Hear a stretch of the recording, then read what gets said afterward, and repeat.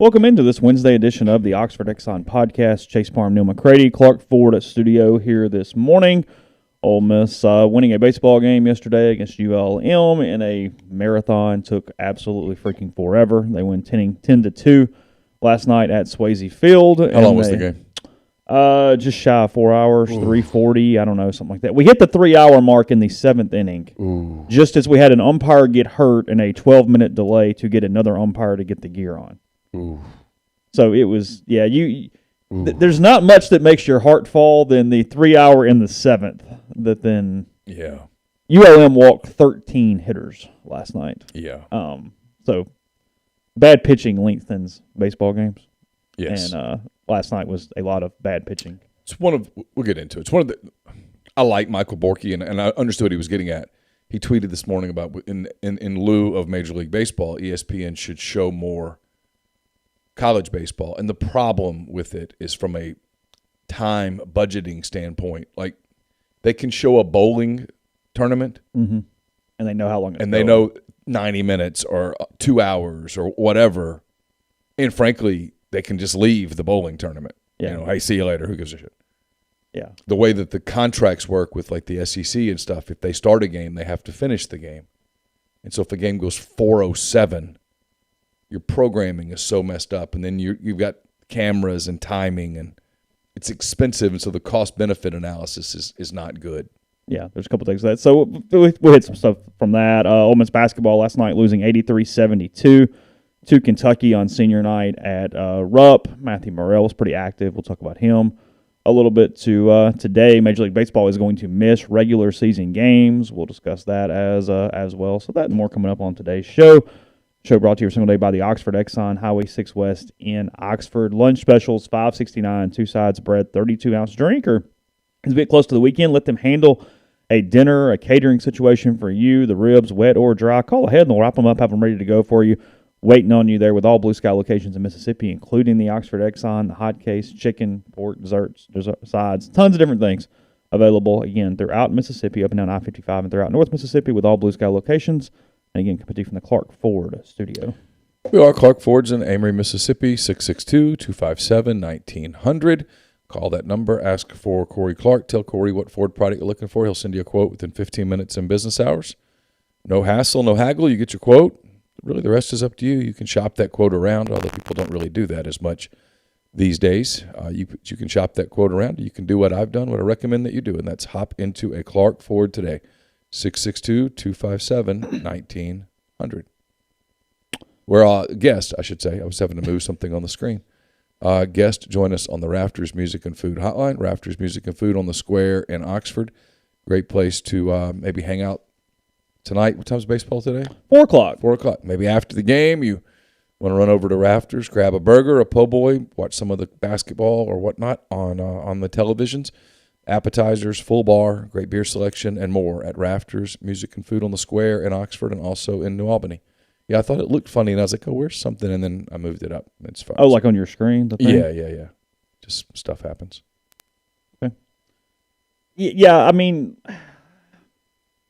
some college baseball can be shown. Yeah, sure. SEC, like good college, like that's right. The problem. You're not going to go grab the Tuesday game because that thing gets off the rails fast. No. And nobody cares. Right. Hey, you give me 2 prospects on Friday, and suddenly we're cooking a little bit and doing different things. But no, last night would not have been a very good TV game. It was a disaster and the guy in Boston's not watching no SEC baseball. I mean, he's just not. And so you have to. And in Michael's defense, he came back in that thread and said, the College World Series doesn't get great ratings. So what makes you think the best teams in March is going to get great ratings? It won't. Yeah. It doesn't mean that the sport's not growing. It is. It doesn't mean that regionally the sport doesn't do well. That it does. It just means from a national standpoint, plugging in college baseball where Major League Baseball would have been, it doesn't really make sense. No, I mean, yeah, they went 10-2 last night. I mean, I told Neal I'm not 100% sure that Mike wasn't running into outs at one point to play 9 innings, as they were fairly reckless on the base paths throughout the game. The 2 things of note moving forward, because it's not has much of anything to do with the actual outcome of the game, is Peyton Chatagnier is fine. He was a late scratch yesterday. He was on the original lineup that was put out, and then they gave us a new lineup about 15 minutes before first pitch. He was no longer on that. Justin Bench slid over to second base. Reagan Burford moved to third. Yeah, he slid to second base. Yeah, long slide from center field. You get a running start? Yeah, they had a slip and slide out. Oh, that's he hit cool. that, put the tarp out. Yeah, that's cool. Great. At some point, Peyton went home. Mike said it was completely illness related. He said that it was not injury related. Well, I have not spoken to Peyton, but I can tell you that there's lots of stuff going around. It is quite going around, yes. It's everywhere. Stomach bugs going around, kind of a flu bug going around. Yeah, there's a lot of stuff. Just stuff. Yeah. The stomach bug that's going around is... It felt like stomach bug because Mike said, he was fine, and then he wasn't. Yeah. And I was like, okay. Then. It was, and then they told him to go home. He was just kind of hanging out. It's like, A, you don't need to infect anyone else. And B, why are you sitting here? There's no reason to sit in the bathroom and throw up. Yeah, he didn't need to sit in the clubhouse for 4 hours last night while they were playing that baseball game. So they told him to go home. See you tomorrow. We'll go from there. Yeah. And then I think Hayden Dunhurst could have played last night. He ran on the bases pregame. He did some stuff to test that hamstring. They are being super, super cautious with his hamstring. Sure, as they should. And Calvin Harris is getting a lot of needed reps. I mean, Calvin is hitting 600 or something like around the season. He's like 9 of 15 on the year. There's no reason to rush Hayden Dunhurst back in February. Zero. I mean, on a list of things that make logical sense, that doesn't even. It's just dumb. Yeah. We'll wait till you're 100%.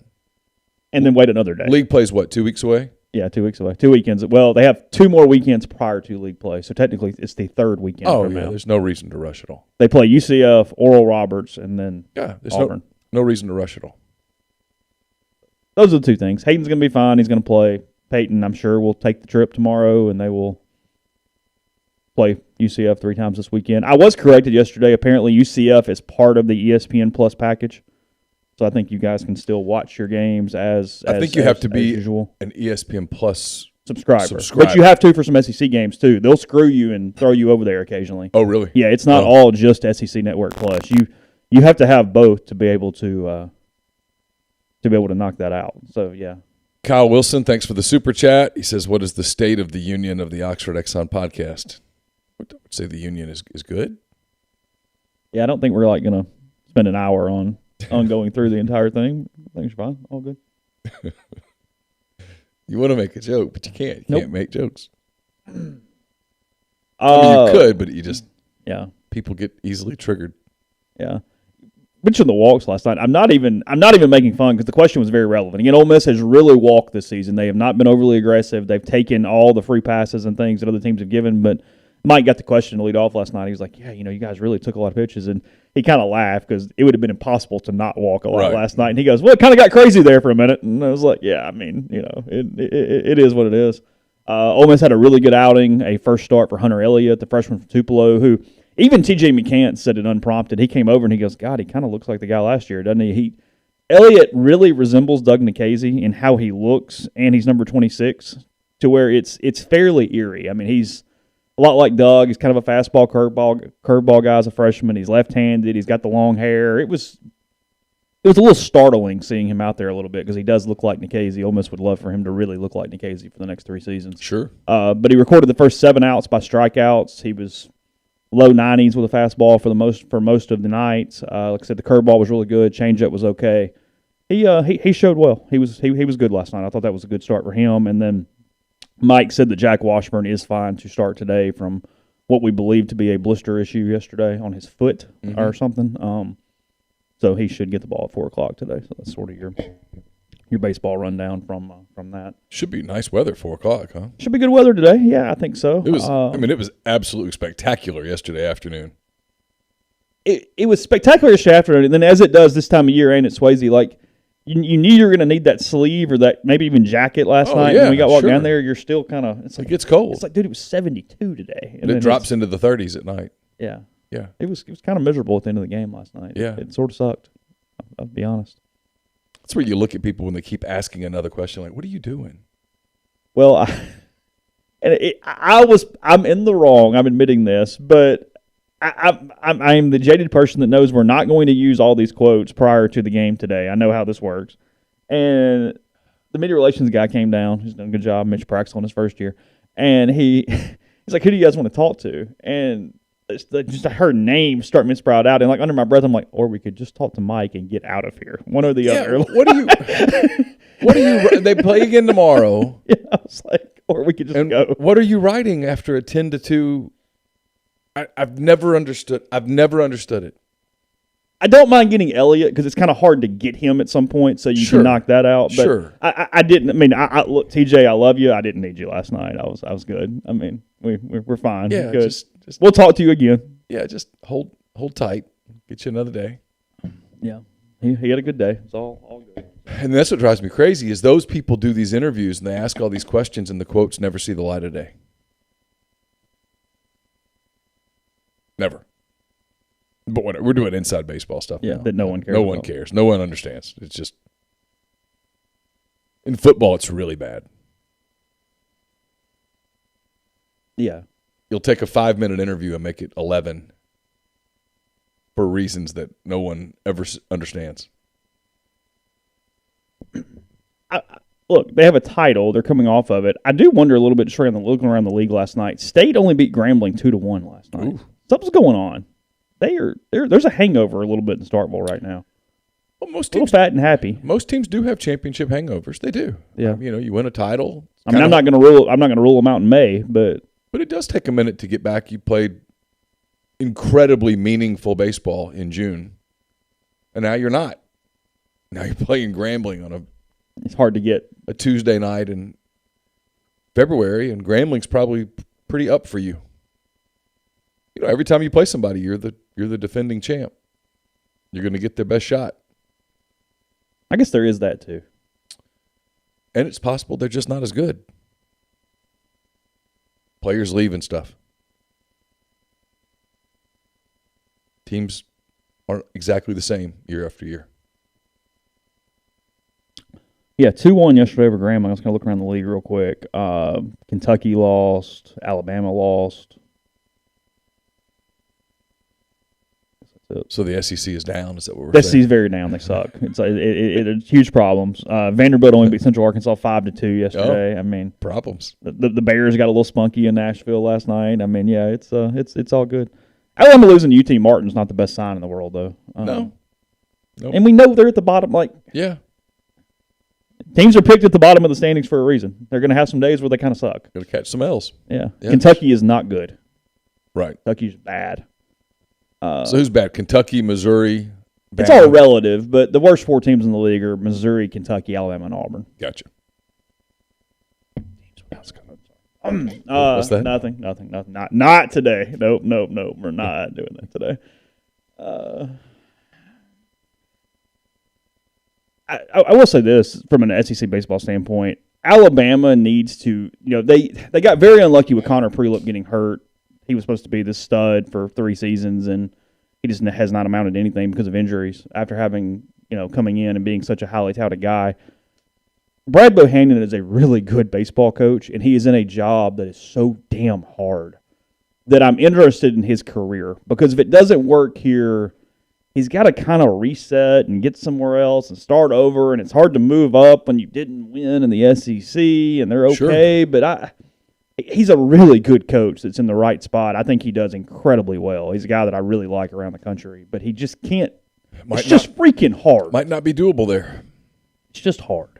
The ceiling since Jim Wells has been pretty low. Well, the league has changed since Jim Wells. Yeah. I mean, you look around the SEC West, and where's the week off? Because that was when I was getting started in that state. We're talking late 90s, early 2000s. Alabama played LSU in the final in 97. Yeah. My first year on the Auburn beat was 98, but I was in Alabama in 97. And it was a different sport then. Vanderbilt wasn't Vanderbilt. Oh, God, no. It was just a different sport. People were engaged in it, but it wasn't, I don't know how to explain it. Just different. Because the closest team to you from a resource standpoint, if you're Alabama, is Auburn, and they are immensely better as a program than you are. They went to Omaha a couple years ago. Butch Thompson's done a good job. There's been stuff there. But when I was covering Auburn, those first few years, Hal Baird was there, and Plainsman Park was one of the gems of the SEC. Yeah, now it's like ninth. Yeah, it's not that anymore. And only because it's kind of quaint and cool. Yeah, it's aesthetically pleasing. It is.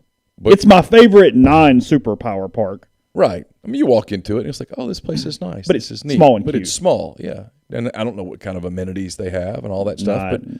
But you know, I mean, it's not back. But my point is, back then, it was really nice.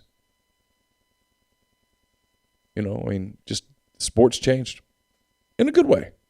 But they haven't invested in it. People the way really care. They haven't. And they frankly don't care. Well, they don't care there. They really don't care. Because I hear from people in Alabama like, man, Mississippi's nuts about baseball. And I'm like, yeah, it's different. Isn't it funny? You just cross into that state and they like it and they go, but they don't care. They're not doing podcasts on college baseball there. They're not doing radio shows on college baseball there. They're not. Like Richard and Borky and them do college baseball shows, and it works in this. They do it for a reason. It's not. But you couldn't do that in Birmingham. You would lead off the 3:00 hour with today. We're going to talk to Brad Bohannon. You wouldn't last. Like the next round's not spending time on college baseball today. You wouldn't last. Jackson Norris with the super chat chase along these lines. I know it's early, but being so good at the plate, do you see any big names going to the bench if they aren't hitting because it is Omaha or bust? Big names going to the bench. Ooh. I know Mike. It's going to get really. It would have to get really, really slumpy for guys to get benched that are their main 6-7 that play every single day that are in that group. He's going to stick with those 5, 6, 7 for sure. It would have to get, like I said, it would have to get bad, and they would have to get so hot at another spot, and the only choices to kind of take those spots are outfielders. So I mean, you're talking. No, I mean, I really don't. I think that this lineup for about 7 is set, and it depends on when we get into league play, where are they going to get the at-bats out of Van Cleve, Leatherwood, Alderman, Harris. I mean, that's to do with Calvin Harris. I mean, he's hit his way into having to play, and he can play first base. He can play corner outfield. He's got to do some of that. So Mike has a challenge to correctly identify who's hot, who should get at-bats, right, left, whatever, out of a group of like 4 outfielders that they all could easily play every day, and I don't know what that's going to look like. So, yes, I have a favorite non-superpower park. It is Plainsman Park in Auburn, Alabama. That is there are several parks that are the 8,000, 9,000. You've got LSU, Arkansas, Ole Miss State, South Carolina, Texas A&M. Probably it. I think it's those 6. I haven't been to Florida's new park. It's just not big. Right. Yeah. Oh, I know you believe me. You're aware. Just, random category. But well, I did it. I do it some ways, though, because people ask me, hey, what's your favorite park? And there's no way you can say Plainsman is just your favorite park. It's just too small. There's not enough amenities and whatever. Yeah. So you go, hey, out of that. No, it's just aesthetically pleasing. It's they've got it in a nice little spot on campus. When you walk into the stadium, it's pretty. It is. It's a pretty park. Mm-hmm. You have the big green wall and all the stuff. It's pretty. Yeah. That's it. Back to that question from Jackson real quick. The other part of it is somebody's going to get hurt. Look, somebody's going to sprain an ankle. Somebody's going to do some stuff. And, they at least have the versatility to move people around. Justin Bench can play anywhere. You can slide McCants around a little bit. You've got some versatility at all positions to be able to withstand when that guy does get a high ankle sprain. He's out 3.5 weeks. That is inevitable at some point. At least it's not shin splints anymore. We just hope it's not Peyton. Well, I'll be honest. Last night, when he was scratched, I was kind of like looking around. I was like, so what's going on here? We good? Yeah, I know. And they were like, yeah, we got no update. And I'm like, okay, well, but. Let's get one. Yeah, like not hurt. Like at that point, you're like, stomach bug, right? Stomach bug? Yeah. Good? All right, cool. All right, yeah, cool. And like somebody at the press box was like, hey, vested interest? I'm like, yes, actually. Yeah, yes. I'm a little more concerned right now than I would be in some other situations with all respect to those people. So. Yeah, I've heard nice things about the Love Shack at Louisiana Tech. I just haven't seen it. They've done a great job. Just hadn't seen it in person. Would like to see it in person. Just hadn't done it. Yeah, and Florida may be the best. I mean, Florida will be the best park as far as the nicest out of the big parks. There's no doubt about that. But it's not real big, though, right? No, that's what I'm saying. It doesn't. It doesn't hit the attendance marks. I'm just saying it's new and whatever. out of the really big parts, my least favorite is Bluebell at College Station. It's kind of ugly. I'm not a big fan. And you're around the A&M people, which if there's a tie, it suddenly falls below the bubbles and stuff. I mean, and the bubbles are like only the ninth weirdest thing they do. And when that is the situation, then you know where you are. Yeah. Podcast brought to you in part by Johnston Hill Creamery, johnstonhillcreamery.com. Small batch artisanal cheese and fermentation, charcuterie, bakery, catering, grazing tables, and much more. That's 662-419-9201. Our cheese at johnstonhillcreamery.com. You can go to their Instagram page where they put up all their new specials, their schedules, and whatnot. Hope you guys enjoyed all your king cakes over the course of Mardi Gras season. Fat Tuesday, obviously, yesterday. Today, Ash Wednesday, as you took advantage of those offerings from them. And, again, they have cheese classes coming up and a lot of different things. So, again, see them all over social media. That's Johnston Hill Creamery. Or go to the website, johnstonhillcreamery.com. We're also brought to you by Grenada Nissan. If you're in the market for a Nissan vehicle, Grenada Nissan's the place to go. They've got a complete selection of new and previously owned Nissan vehicles. They have great lease deals as well. It's Grenada, NissanUSA.com, just off Interstate 55 in Grenada, Mississippi. We're also brought to you by Southern Traditions Farm. It's a 68-acre, 32-stall upscale equestrian training and boarding facility in Canton, Mississippi. 2 sand rings, a grass ring, miles of wooded trails, a lot to be offered at Southern Traditions, including horseback riding offerings from beginner lessons with trainer Susan Walt to buying your first horse and competing at nationally recognized competitions. You can learn more by getting in touch with Bowers Cone, Bowers Cone, 1 at gmail.com, or message them on Facebook or Instagram at Southern Traditions Farms. We're also brought to you by Bell & Grove. They're based out of Chattanooga. Daryl Oliver and Evan Dial built Bell & Grove, a logistics provider with more than 35 years of transportation industry experience. They specialize in domestic freight movement throughout the continental U.S. They can navigate through supply chain issues while also leaning on their partner carriers to get the most competitive rates possible for their customers. They can help customers design a custom solution for their shipping needs. They also can provide air and ground expedited services for customers who need to move product quickly. It's Daryl Oliver, 865-672-6557. Don't just accept what you see, but imagine something new. Step forward and chase after a better version of yourself. Every day, Corinth Dental is helping people reinvent themselves one smile at a time. Dr. Bubba McQueen and Dr. Jenny Beth Hendrick are devoted to restoring and enhancing the natural beauty of your smile using conservative state-of-the-art procedures, including Invisalign. These clear aligners are the virtually invisible way to improve your smile. So call Corinth Dental today for a no-cost digital scan of your teeth. Let them show you the way to a straighter, healthier smile. 12 months, no interest, no down payment, financing available at corinthdental.com. And speaking of Peyton Chatney, the Peyton Chatney Show is brought to you by The Rogue. It is your destination for fine men's clothing. Their stylist hand-select pieces from top designers, from work to lifestyle to nightlife. There's the perfect something for everyone at The Rogue. All the best items from Peter Millar, Martin Dingman, Jack Victor, Halsey, True Grit, Duckhead, and more, all at The Rogue. Their classic style, attention to detail, and commitment to excellent service continues to make The Rogue a special place to shop. It's therogue.com or 4450 I-55 North in Jackson. Podcast also brought to you by G&M Pharmacy. G&M, they're on South Lamar in Oxford, 662-236-2222.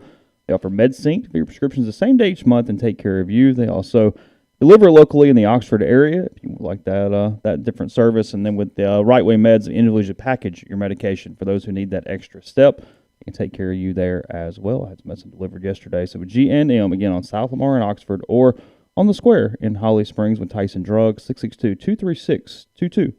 Before we get into basketball coming up, hearing some good buzz around Ole Miss and Amari Abram, the shooting guard out of Santa Clarita, California, Southern California Academy. I think Rivals has him at 108 nationally. It might be the lowest, actually, of all of his ranks. I think his composite was 60-something, something like that. Rivals is very anti-Ole Miss. So they've been predicting a while back that a guy who was committed to A&M for a while was actually going to end up a Rebel. Rob Cassidy. Just knife in. Yeah, he at all times. Yeah. So Abram, again, shooting guard. He's a guard. I don't really know exactly what his situation is, but either way, he was previously committed to Texas A&M from August to November. Got a pretty good many offers, and again, he is making a decision on Saturday afternoon. There's some Ole Miss buzz around him at this moment for that. So for whatever that's worth, there you go. What? No, nothing. Okay. Nothing. Last night we should have a lot of recruiting stuff on Saturday. They've got football visitors coming in. As of right now, it sounds like about 15. 2 or 3 of those are 2024 guys, so there's still a long way to go for them. But the 23 guys, 12 to 13 of them, best I can tell, some highly ranked guys coming in. So hopefully we'll be able to touch base with them when they get to town and bring you guys some actual physical recruiting content, if you will.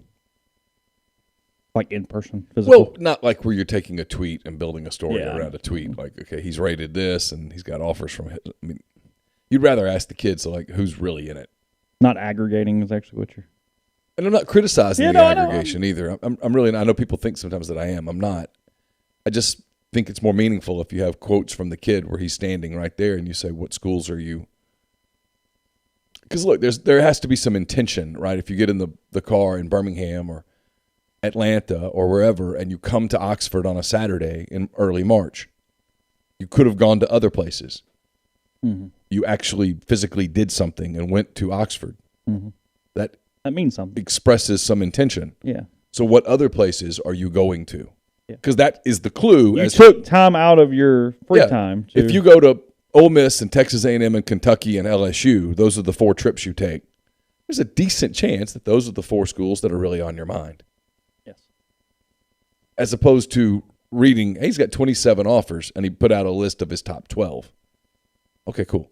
But did you visit all 12? Because if you only visited 4, there's a chance that those 4 are the top 4 of that 12. You don't make a lot out of it when the kid cuts to a top 12? I don't. And it's one of the reasons that people hate me and hate my recruiting coverage is because to me that's kind of nonsensical. You're not really – if you're down to 12 schools, you're still pretty wide open. So just say you're wide open. Because you don't actually think you could go to any of those 12. Or most kids know or you're not inside really 5. Yeah. Could you pick up the phone and go to all 12 of those schools today? Maybe. No, it's not. I mean, you're not eventually picking all 12 of those schools or the entire list. If we were to go through that list honestly, sitting down right now and say, do you really see yourself at Louisville? No. Yeah. Okay. Wake Forest. Is there even a chance that you're really going to Wake Forest, or is that just a cool thing to put in your edit? Yeah. Well, it's kind of a cool thing. Okay. Cool. Cool. That's good. Okay. You're under no requirement. Could you see yourself going to Florida? Well, yeah. Yeah. Okay. I mean, I like them. Okay. So they're in it. Yeah. Now we're getting somewhere. That's all I'm saying. Kentucky 83, Ole Miss 72 last night for the Rebels. Murrell with 25 points, 9 of 16 from the field, 5 of 8 from 3, 2 of 3 from the line. He was awesome. Couple boards, 4 assists. He was great. 36 minutes last night. Yeah. Matt? They got 14 from Brooks, 8 from Joyner. Brakefield had 7. Matt was terrific. And I said this yesterday on the board, and most people got it. A couple people took offense to it, but it's okay. That's priority 1 going into the offseason is keeping Matt Murrell. He's got his get-out-of-jail-free card, the one-time no-penalty transfer. He still got it. And he will have overtures. There will absolutely be – there already are overtures. I mean, I've heard specific schools, and some of them are blue bloods. They're big boys. So for Ole Miss, keeping him on the roster is big because Matt looked like he looked like the Matt Murrell you expected. He certainly looked like an all-SEC player last night, and frankly, he looked like the kind of guy that would – if Matt could play like that night in and night out, he would be in the mix for like All-American honors. He's a terrific player. And if they could get he and Deshaun on the court together healthy, Deshaun creates a lot for Matt. That was the impressive thing about last night was Matt goes for 25 against Kentucky, kind of having to create a lot of his own offense, which is not his game. And Matt's big enough to offset Deshaun where they play well together and everything. From a guard standpoint. And, he's an ideal two guard. You have a point guard who can create off the dribble. And that's what Ruffin does. I mean, if you put Matt Murrell on Auburn's team right now, or on that Kentucky team, because that's what they have. They have a couple of guards who can penetrate and create stuff. But if Matt could get 28 minutes a night for that team, Kansas, those kinds of teams, and that's going to have that opportunity. At this point, we only know opportunities. Yeah, it's not me saying he's leaving or that he wants to leave or any of that. But that's priority one. If you're assuming that Kermit Davis is coming back for a fifth season, priority one is keeping Matt Murrell on his roster. Has to be. Because Matt has shown more than flashes of this year. He's shown this more often than he hasn't shown it. Yeah. I mean, Matt's made big strides. Frankly, from a development standpoint, the development that they've gotten out of Matthew Murrell is the top line on their resume. His jump from 1 to 2. I mean, Matt looks great. I mean, physically looks great. He's playing great. He's become a better defender. I mean, does kind of everything really well. And if his game takes another jump, I mean, he's, like I said, he's an all-SEC player in a league where you look at who's going to be on the all-SEC team this year. It's not easy to make that. That first unit all-SEC team is Oscar, I still can't say his name, the big kid for Kentucky. It's Scottie Pippen Jr. It's B.J. Note. It's Kessler, and then Jabari. Yeah. And it's like 5 more because they put like 14 players on the first team. But yeah, I think that's probably right. It's probably that group. And those are the stories from last night. I mean, Kentucky wins a game that was never really in doubt. Ole Miss played well. They covered. I thought they would. Yeah, no, they played really well.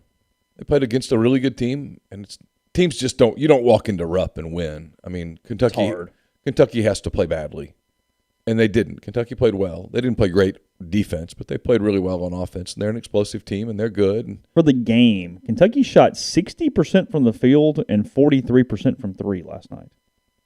Jesus. Yeah. Well, that's the frustrating part. They got whatever they wanted inside. The frustrating part for Ole Miss is that they'll have one game where they're kind of locked in on defense and bad offensively, and then they'll have a game like last night where they play pretty good on offense and they just can't carry it over to the defensive end. But they don't have a collection of great defenders. Breakfield's still learning how to play defense. Jarkel Joyner's not a particularly good defensive player. And you're having to play the same guys lots of minutes, and guys get kind of worn down. I did think once again, and I don't have his line in front of him, you do, what was James White's final line? James White went 8 points, 4 of 4 from the field, 3 rebounds, 1 foul, 2 turnovers, no assists, 10 minutes. It showed some moments. He's the one that's giving you flashes. I've seen people say that about Murrell, and it's like, no, Murrell's just good. Murrell's more than flashes. White's showing some flashes. There's some – in a scenario where next season goes well, his game takes a jump. The year 1 to year 2 jump's got to be big for him. They got nothing out of Rodriguez last night. No, inconsistent. That's been his career. Plus minus is kind of overrated, but Crowley's minus 16 last night, by far the worst on the team. What was Jamin's line in a big high-level game? 7 points, 3 of 7 from the field, 1 of 3 from the line, 8 boards. Yeah. 1 foul, 1 assist, 1 steal. His game has to take a jump. 35 minutes. Yeah, his game has He's a little more in 35 minutes. You got to get more.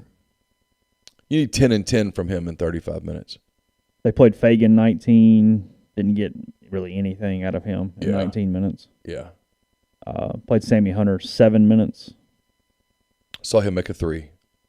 He did. They ran with him for a little while. It was competitive. Joyner looked healthy last night. Yeah. First time kind of the legs were Yeah. pre-flu or whatever it was he was dealing with. But he had back surgery this year. And I'm assuming Jarkel comes back. for another season? Looking at the boards. How bad did they get beat on the glass? How many did Sheboy get? 30-24 was the boards overall. He went for 18 and 15.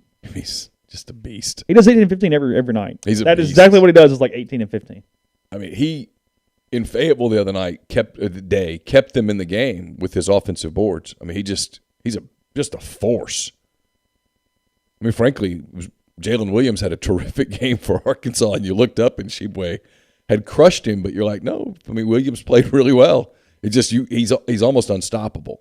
Well, the announcers during that Kentucky-Arkansas game kept, almost like cheerleading the kid for Arkansas, and it almost sounded like they were being anti-Kentucky, but it's because Sheboy is so good that it's like, oh, you're trying. Hey, good job. Well, Jalen Williams is an NBA caliber player. Yeah, and I mean, he just got tail handed to him. He just got manhandled. I mean, he still played really well. I mean, Williams had some big moments in that game, but Sheboy's just terrific. He's good. I mean, he's something. Anything else happened around the league last night of any relevance? Yeah, that Florida-Vanderbilt game. The Florida-Vanderbilt game was absolutely fantastic, the end of it. Skin of teeth. Florida was done. I mean, they were reading the last rites on that team. Because that would have been it. Yeah, and they just made a couple of plays, and my God, Vanderbilt committed a couple of mental mistakes. And 82-78, they end up winning in Nashville. To Florida's credit, when they had to have a great offensive possession, they had a great offensive possession. And the kid made a three. They moved the ball around. They created the look that they wanted. They got it, made it. But, boy, they were hanging on to the tethers of a rope. But they got it done. And so now they're at home, and now the Kentucky game doesn't have quite the same pressure on it. I'm going to see what their net is. Nobody cares, I know, but South Carolina 73, Missouri 69 last night. I tell you what was interesting from that is Frank guarantees a winning record, or at least a 500 record in the SEC, and it will be a 500 record because I think they close against Auburn. I think I saw this where South Carolina, since joining the league, has only had 10 non-losing seasons in the SEC, and Frank has 5 of them. And you saw, I don't know if it was planted. I don't know if there was a reason behind it, but I saw a lot of South Carolina media subtly pushing for Frank to keep a job last night. Oh, really? Yeah, there was a bit of an effort of kind of propping him up last night for whatever that's worth. Carolina now 18-11, 9-8 in the SEC. So Kentucky's 5. They stay at 5. Tennessee fell one spot to 9. Auburn's still 11. LSU is 16. They've got a big game tonight. Alabama moved up 1 to 21. Arkansas stayed at 23. Florida held steady at 51. Yeah, it's just Mississippi State is 54. Texas A&M is 64.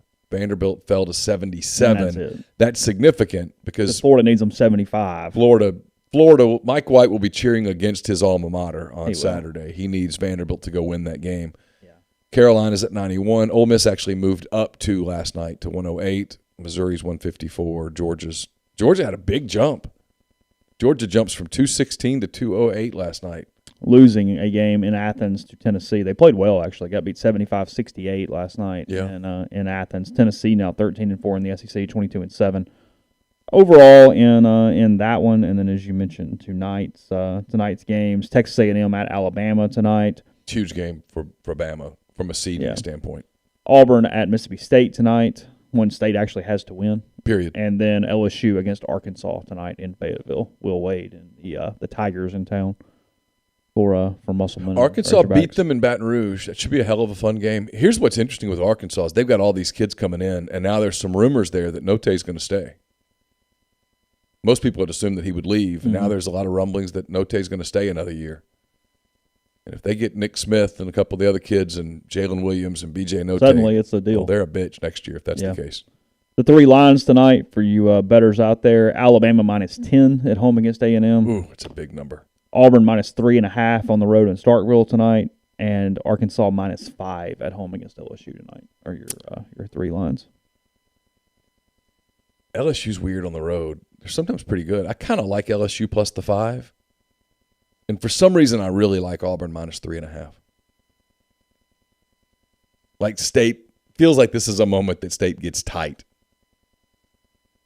And you have to play a really good basketball game to beat Auburn. You can't just emotion them. And State has not done a lot of that, frankly. No. Like Auburn's they lost at Arkansas, and Arkansas played really well that night. They lost at Tennessee the other day, and Tennessee was terrific.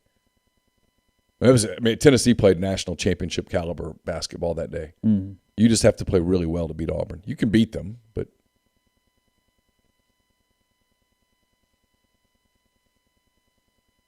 thought over. Yeah, I guess that's it. We'll move on in a second. First, to about Community Mortgage, Oxford, Memphis, Soto County, and Chattanooga. All underwriting and processing is done in Memphis. So you're going to local underwriting and understand your market. A leader in condo financing, the float down option, and more. You can find Jason at 662-234-2704 or JLOWE at communitymtg.com. We're also brought to you by OPA. It's Oxford's newest restaurant. It's 306 South Lamar in Oxford. Gyros, wraps, kebabs, redfish, lamb chops, handcrafted cocktails, frozen libations, a candlelit patio, and more. Again, 306 South Lamar in Oxford. We're also brought to you by Whitney McNutt of Tommy Morgan Incorporated Realtors, serving you for all of your real estate needs in Oxford and Tupelo. Whitney sells condos, land, commercial, and residential family homes. 662-567-2573 or 662-842-3844. What are your goals for 2022? Does your company need hard-to-find talent to meet these goals? Maybe you're personally seeking a career change. Let this be your year to make the change, and your first step needs to be to contact Service Specialist Employment Agency. It's the oldest employment agency in Mississippi. They recruit in all industries. Remember, there's nothing to lose by reaching out. No cost to you as a candidate. Everything is kept confidential. 662-832-5138. And we're brought to you, We're brought to you by John Edwards, Regency Travel Incorporated in Memphis. I put up a podcast last night. We had asked for questions about a month ago. Travel questions for John. A lot of you guys had questions. John answered them in detail yesterday. It's a really good podcast. I think you'll enjoy it. It's in both of the podcast feeds. So get a minute. You want to listen to it. A lot of travel tips for you. And if you want to learn more about John, just get in touch with him, 901-494-3387 or jedwards@regencytravel.net. I'm taping Mind on My Money later this morning. That's brought to you by Pinnacle. They're based in Madison, Mississippi. They've got clients in more than 20 states, advisors in multiple states. They provide detailed, specialized investment management, financial planning, retirement planning for individuals and businesses, and much more. It's mypinwealth.com, MYPINN wealth.com. And we're brought to you by the College Corner. It's your one-stop Rebel Shop. 2 locations in the Jackson area. In Ridgeland, it's next to Fleet Feet. In Flowood, it's next to Half Shell. If you don't live in Jackson, just go to collegecornerstore.com and find them on Facebook and Instagram. They've got you covered for game day with the largest selection of Rebel gear in central Mississippi. I know it can be hard to find quality shrimp away from the Gulf. That's why we've teamed up with New Orleans-based Prime Shrimp to order direct deliveries of restaurant-quality shrimp straight to your door. Over 70 years of shrimp processing in New Orleans, they developed a new standard in cooking convenience with their easy-cook pouches that are perfect for those shrimp lovers hesitant to cook at home. Also introducing the new flavor this week, kind of with their roots. You get the Louisiana Shrimp Bowl in addition to the signature seasoned French Quarter Alfredo and more at primeshrimp.com. Money back guarantee. Use code MPW for $20 off your first purchase. Posted on the message board last night. George DeLeon passed away. He was Ole Miss's offensive coordinator, run game coordinator, and offensive line coach in 2005, and on Orgeron's first staff. I think he left to go to Temple the next year, if I recall that correctly. His final job as he was the offensive line coach at Baylor in 18 and 19, I believe, something like that. So just saw that Bruce Feldman reporting that last night. How old was 78, I believe. I believe that's correct. Because he would have been, I guess, late 50s-ish, 60s, somewhere in there, kind of when he was here. Yeah, okay. Somewhere in there. He I remembered him being older on O's staff, which, I mean, it's getting younger and younger and younger the other day. I mean, I was going to talk about a story that Oregon had maybe today, maybe whenever. I mean, it's not going to go anywhere if we don't get to it. But Oregon's average coaching staff this year 40 years old, and Ole Miss might be even younger than that, obviously, between Weiss and a lot of their guys. I mean, I hadn't thought about it. That'd be good math to do. That is Ole Miss's staff is young. I mean, Lane might be the oldest guy on the staff. Seriously, I'm not looking. How old's Partridge? He's in his 40s, right? That's my understanding, yeah, without really knowing. Derek Nix is in his 40s. Partridge is only 41. Derek might be the second oldest guy on the staff, and Derek looks younger than he is. Yeah. Yeah, you're not willing to go, oh, Derek's the old man going on here. Derek, like 43 maybe? Is he even that young? I don't know. He's got to be a little older than that, right? He still looks really young. He does. But, I mean, he's been here for... Yeah, but he came as a really young guy. Yeah, that's true. He graduated from Southern Miss in 2002. So, yeah, he's 42-ish. 42-ish, 43, somewhere in there. Yeah. It is a freaking young staff. Yeah. I mean, I'm trying to think if there's anybody else I'm just not thinking of. Just on-field staff. It's a bunch of dudes in their 30s. Baker, Blackwell, Carter, Joyner, Partridge, Thornton, Weiss. I mean, a bunch of cats in their 20s. Yeah, there's some 20s in there. Yeah. I mean, he might have one of the youngest staffs in college football for damn sure. Because, I mean, they were praising, or not praising, but they were pointing out Oregon's youth, and I mean they're ancient compared to Ole Miss. Well, you talk to people in coaching, and I know you do, and I do as well, and they'll tell you more and more the college game is a young man's game.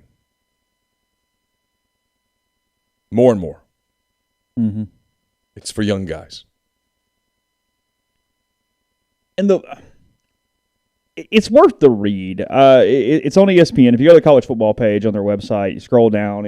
I forget who wrote it. It was a double byline, but it was talking about the coaching search at Oregon and the different factions that sort of kind of fought and had to compromise, and how in today's world, done in a very public way because of social media and different ways that this plans out, they end up hiring Dan Lanning, the defensive coordinator at Georgia. Obviously, no ties to the University of Oregon. And Oregon, maybe as much as any program in the country, especially for national semi-powers or however you want to phrase Oregon, they had stayed inside the Oregon family for decades. I forget the number in the story, but they essentially had they'd only had 4 head coaches, and it had been nothing but Oregon people since like 1980 or 1978 or something. You're talking about Mike Bellotti, Rich Brooks, Helfrich, Chip Kelly, like it's all Oregon people who, in some way or another, for years and years and years. They have obviously 2 different national title playing in the teams over the course of that tenure, and how after going away from that with Cristobal, while the recruiting worked and Cristobal's plan was technically working, they didn't get there. He left, and Oregon, dealing with a lot of schools deal with, is but he's going to leave us. Go hire one of our own. We're used to our guys staying. We don't want that guy, whatever. And it played out in Twitter Spaces, the way Twitter lets you all come in and talk. 2 former players with different perspectives, 2 all Pac-12 players. I forget their names. It's irrelevant. Kind of fighting in the Twitter space to at one point one of them just left. And now he later on goes, hey, look, we're cool, like whatever. But, it just wasn't. One saying you got to stay in the family and one saying one you saying, don't. hey, let's go find the dude and let's not. To the point that even AD Rob Mullins was getting in the Twitter Spaces and discussing the search in the Twitter Spaces with fans. I mean, it was like nuts of what's going on here at this point. Things that would not happen here for 100, Alex. Oh, God. I mean, it was just all these different things playing out, and they had to realize that, hey, you guys, and every school has to do this. I mean, Ole Miss has this to an extent. Oregon had to be like, okay, we know we have a niche. We have a niche. We need to be able to maximize our niche while also figuring out how to recruit just aggressively and whatever the plan that fits us the best beyond that. And Cristobal taught Oregon that they really didn't have to be the cute West Coast program. They could recruit nationally to some extent. Yeah. They could do a lot of those different things. Yeah. And they almost didn't even want to accept it. It was very uncomfortable for them as a thing of, hey, but if we do that, we're doing this. They went after Justin Wilcox, big-time Oregon family. I mean, he's the son of Dan Wilcox. I mean, there's like... Grew up in Eugene, right? Yeah, I mean, I assume. Yeah, I mean, that's as Oregon as you can get. Yeah. And he turned the job down because basically they said, hey, look, you got to cheat. we're just being completely honest. They said, no, whatever. And Wilcox, he will not cheat at all. Takes him off every hot board in the country. Yeah, hold on. Let me mark. Hold on real quick. In case something happens, put a line through that one. Insert the Mark Cuban gif. He goes, okay. Because they point out in the story that essentially he wants players who are really impressed by the leather on the couches. I think that's how they phrased it. And good luck. They kind of said, hey, look, that's not our deal anymore. And they essentially, Lanning had to prove not even necessarily that he's not going to go in and go, hey, I'm Oregon made, but I give a crap. And where I'm relating this to Ole Miss is that Ole Miss has done a really good job over wait a minute. So hold on 1 second. Yeah, sure. Just a quick backtrack. Yeah. So Oregon talked to Wilcox, who said, I don't really want to play the game. And then they went to Georgia to look for a coach. Correct? Okay. Got it. I admire that consistency. Hey, who's willing to play? Oh, Athens? Okay. Yeah. Who y'all got? Who's your dude? Yeah. Got it. All good. Yeah, at some point Rob Mullen goes, hey, we need somebody who's willing to go into the gray areas. Hey, Dan, you interested in the gig? Pewter gray. Anyway, go ahead. I'm sorry, I interrupted. No, you're good. I just wanted to make sure I was following. I was tracking along. You were saying something about Ole Miss, and I interrupted. Yeah, I'm going to get there, but I'll back up real quick. It said sources close to Wilcox said the Oregon job initially came with some conditions related to the recruiting philosophy and possibly assistance to retain or hire. Those quote spooked the coach. One person said. Even when Oregon relaxed on some of those items, Wilcox did not feel like he could run the program like he wanted. He turned down the offer. Quote, it seemed like they wanted him to work in the gray area, and that's really not him. Justin's the kind of guy who likes to recruit kids that aren't interested in it, like whatever, blah, blah, blah. He made up his mind, and he stuck with it. Oh, well. I mean, I admire his principles. So point being, there's two things you do. You hire the best fit for your job. And college athletics does require fit. Absolutely. More than any other thing, college sports requires fit. And I get why people make fun of that word. I totally do. Because people, what is fit? Fit means you win, right? And it does. But it's different than that. Like, you can sometimes just tell a guy doesn't fit in a place. You have to, look, should you or should you not is another story. You have to fit to a certain extent to maximize your network efforts. They have to at least think you get, like, they don't need you to be one of them. They just need you to care. Yes. There's a difference. It's not, hey, go out and if you're not going to do that, you have to win really big. Yeah, it changes the level of your, it's a scale. I mean, now look, Saban, everybody goes, well, Saban, but he plays the game. Yeah. He's not completely, Saban's a good fit for Alabama.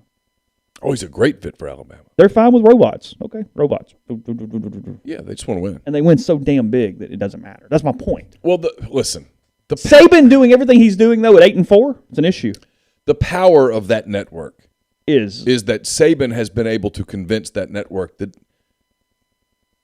it doesn't matter who gets the credit for it. All that matters is that you win.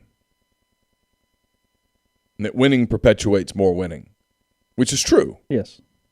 Winning means that you have talent. Talent goes to the NFL, which perpetuates more NFL talent coming to your program, which perpetuates more winning. And before you know it, the ball is rolling.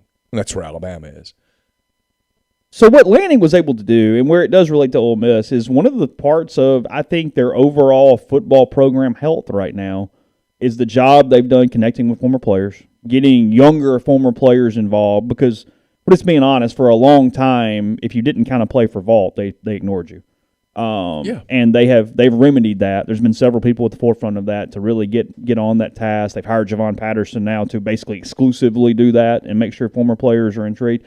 And the publicity and the community and sort of the tight-knit nature of getting former players involved is exponential in a lot of different ways. That does things for your recruiting because these guys are NFL players. These guys are publicizing you all over social media.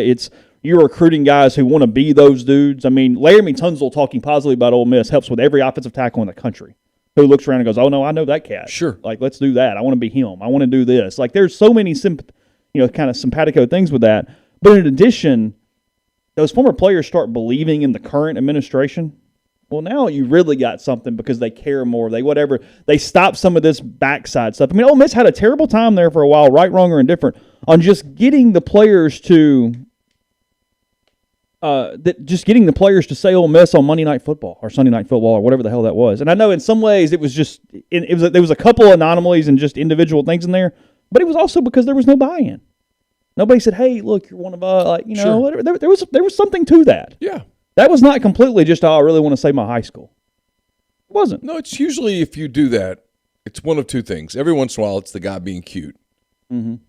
Usually, it's the players. He's not silent little. He's not exactly thrilled with what's happened or with the way they've treated him or his communication or whatnot. So Lanning started doing Zooms with former players. That's smart. And going, "Hey, here's our process. Here's what we're doing. I'm going to explain this to you. I'm going to explain this to you. You're welcome here. Here's what we're doing." And he said, it got a little deep. It wasn't just, "Hey, how do you like your steak? How do you whatever?" No, I mean, let's talk. Here's the plan. Here's who we're recruiting. Here's why we're recruiting them. And the exponential nature of how that bleeds back into you is good. It's yeah. Because Cristobal, he was not a good fit at Oregon because Oregon is not Alabama, as in we don't give a shit. No, we need you to be invested. Well, look, Saban is good about that. I think it's one of the things that Lane learned. Mm-hmm. And not that he learned it from two places, right? Pete Carroll was always good about this. And Saban's good about this. They're very good with their alumni stuff. You look at Alabama Twitter on Sunday morning. Win or lose, Sunday morning it is about the NFL. Their entire Sunday is built by Bama and NFL highlights. It is not, "Hey, we kicked Tennessee's ass. Look at this cigar." Oh, no. It's about, "Hey, we got 4 guys in this Bengals-Browns game." Yeah. And Ole Miss has been much better about that the last 4, 5, 6, 7 years. Yeah. Much better. It's got to be that. Mm-hmm. That's what the high school kids see. I mean, you want to get real. The high school kids, the reason Alabama's had great success is it's not even the network anymore, Chase, and it's not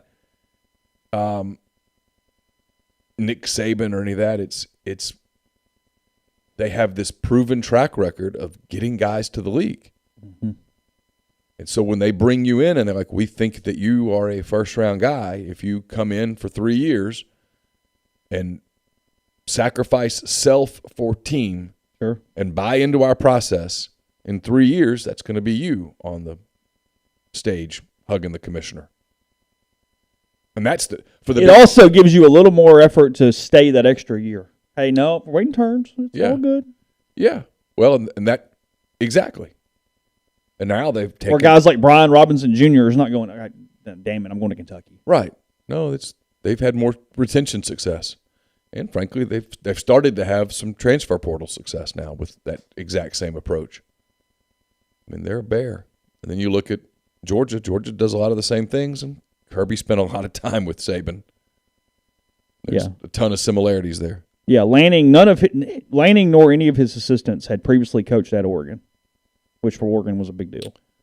Yeah. No retention, no nothing, just new dudes in, up and down. There was some Pac-12 ties. Lanning had been in Arizona State, but Lanning was on a lot of radars.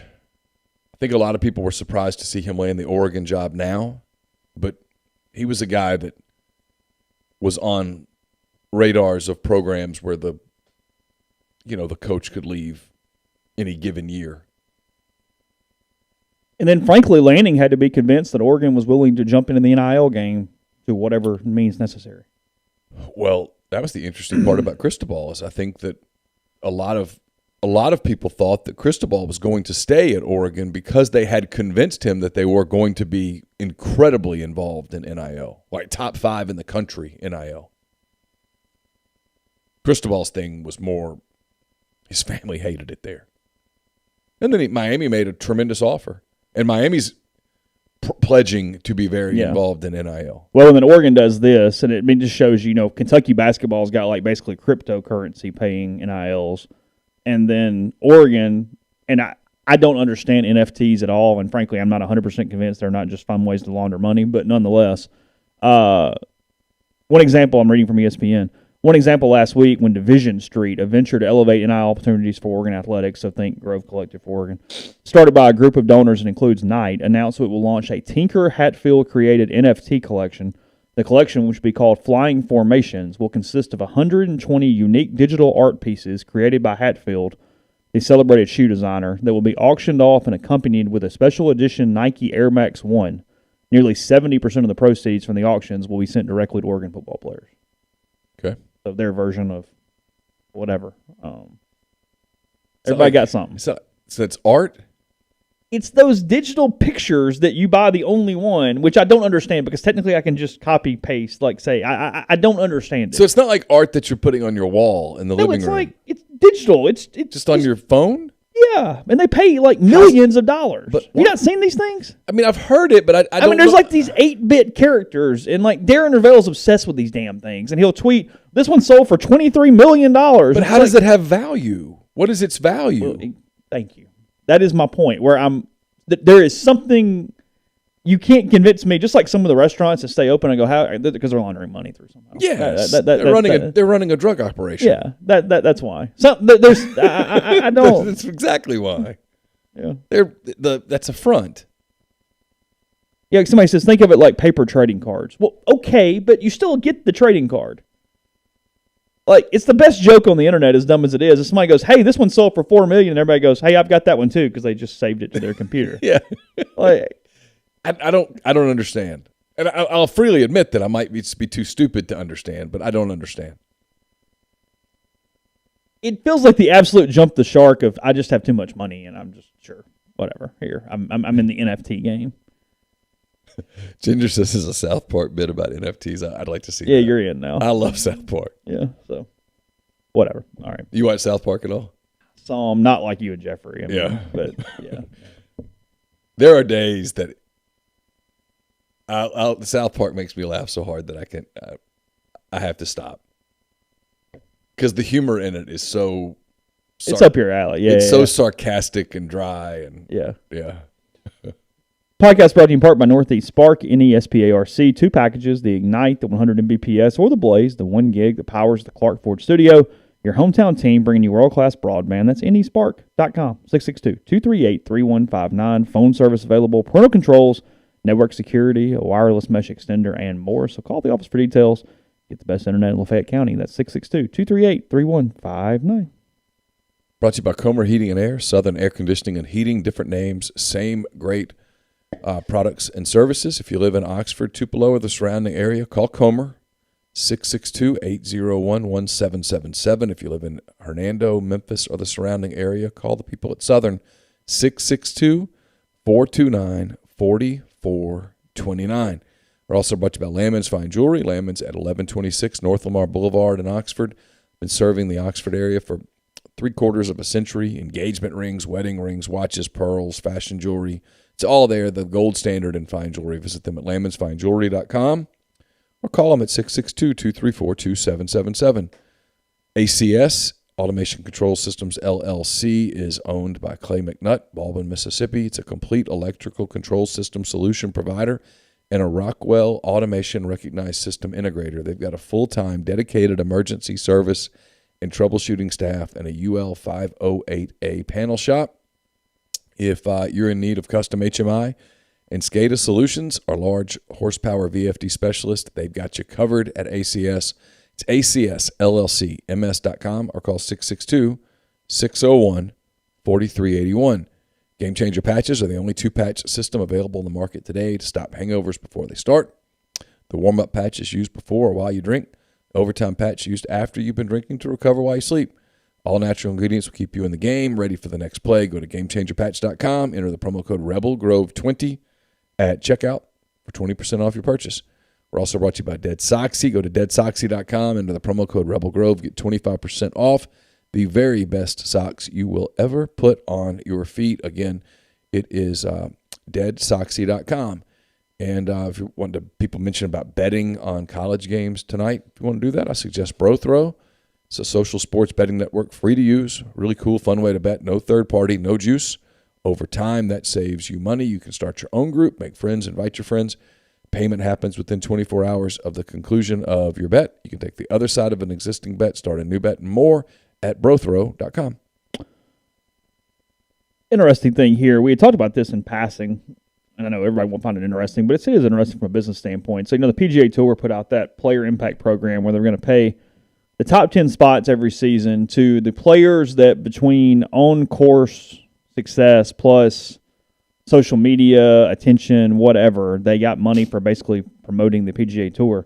Yep. Without hitting an entire a single shot in 2021, Tiger Woods wins the player impact program for 2021. He gets $8 million of the budget. Yeah. Phil Mickelson finished second, $6 million. Yeah. Well, they carried the sport for a long time. Rory, Jordan, Bryson, Justin, Dustin, Brooks, John, Bubba. You're a young player. You owe a debt of appreciation to Tiger in particularly. It just and then shows Phil as well. The level of he is the needle. Yeah. I don't know how. I mean, frankly, How's he his might son? have to be dead to fall out of the top 10. How old's his son? 13, I don't know, Yeah. 10, 12, I don't know. If he could just hang on long enough for Charlie to get on the tour, we're good.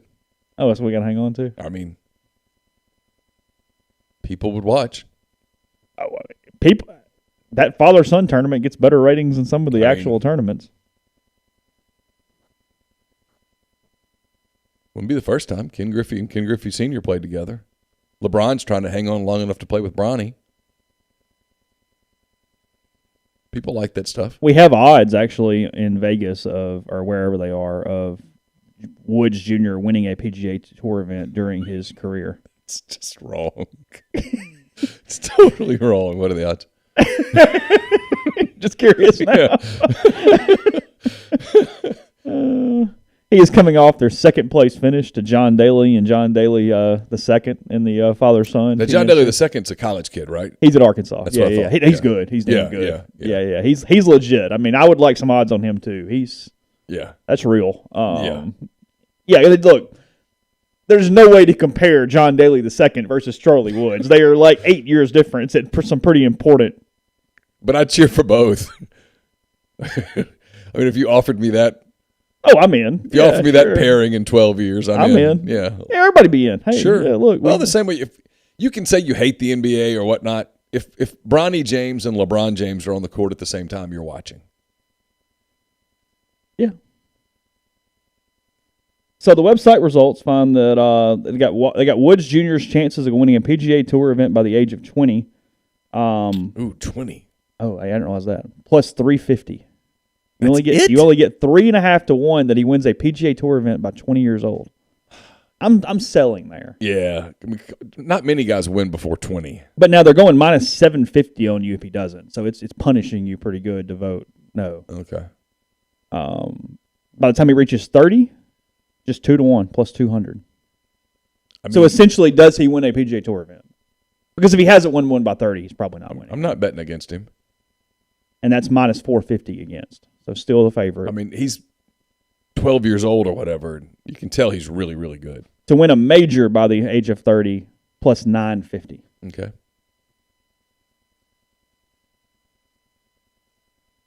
So might be $100 worth putting down. Plus 6,000 that he wins the Masters before his 30th birthday. 60 to 1. Wow. Okay. Neal's going, Monday spot. Yeah, I mean, I've spent $100 on worse. In 14 years, when he's 28, you're locked in on the back nine on Sunday going, hey. He's very, very, very good. He's going to get a lot of opportunities. He's not the best junior in the world or anything. I mean, but he had a runner-up finish in a really big junior event last week. I like his genetics. Month. That's all I'm saying. And his ability to get whatever is needed. Yeah. Well, his dad was a beast. He's going to have an opportunity or two. Yeah. As this thing moves along. Of course. I mean, the way college stuff works, and he's going to be committing somewhere in like a year. Because baseball and golf are kind of similar, like when you're basically... Tiger's still pretty tight with Stanford, right? Yeah, he seems to be. Yeah. He goes to sporting events and stuff. Yeah. So you got to hunt. Do you think he's following? I'd make them the favorite. If you're the Stanford coach, you're hey. You do know he has an offer, right? Yeah. Remember me? Yeah. Were we all good? Okay. Thanks.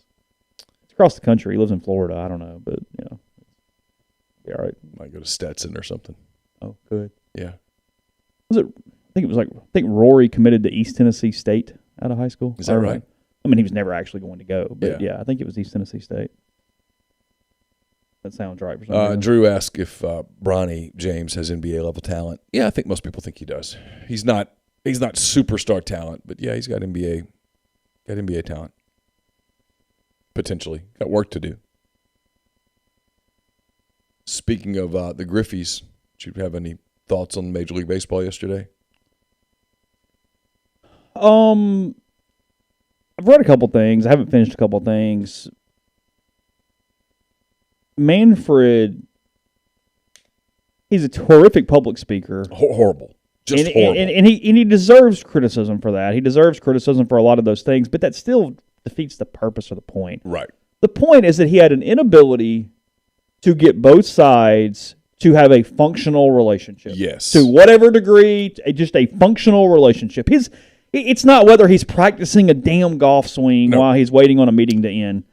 It's none of that stuff. It's that he had an inability to make them functional from a agreement standpoint. It's not what happened. To your point, you're exactly right. It's not what happened over the last 3 days or even 3 weeks.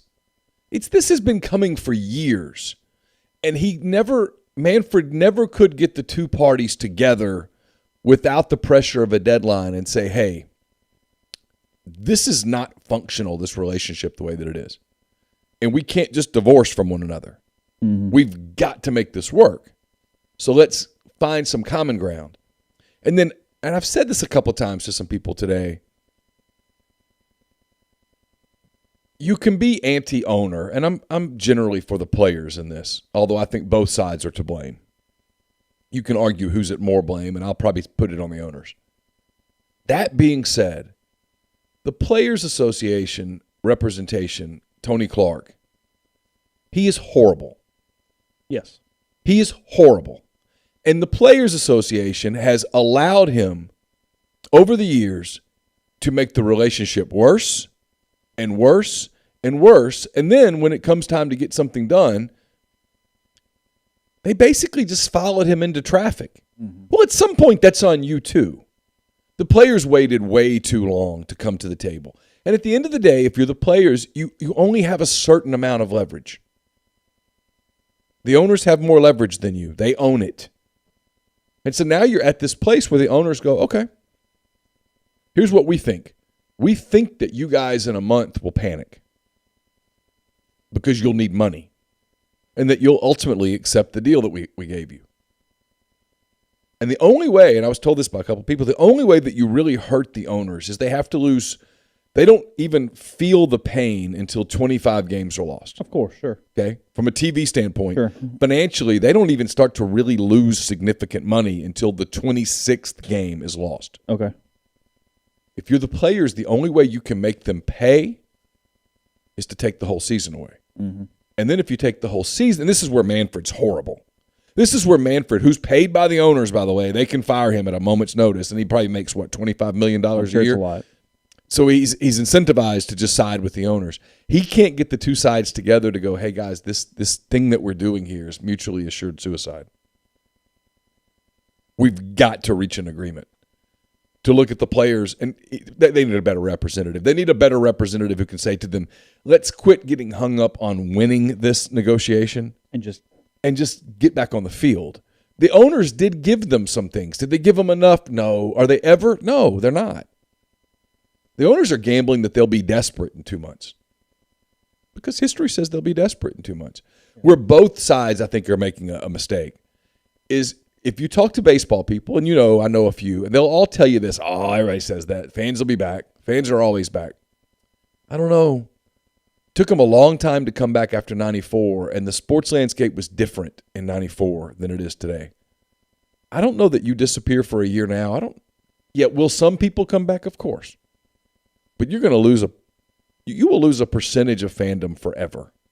And you lose a lot of players who go, God, I know I need this year. I'm pissed because every player is a ticking clock. I mean, there were players yesterday on social media that were kind of hinting at that. They were being careful because for every Alex Wood, there was some other side. Yeah, a few that are like, hey, I lost 100 games worth of 2020.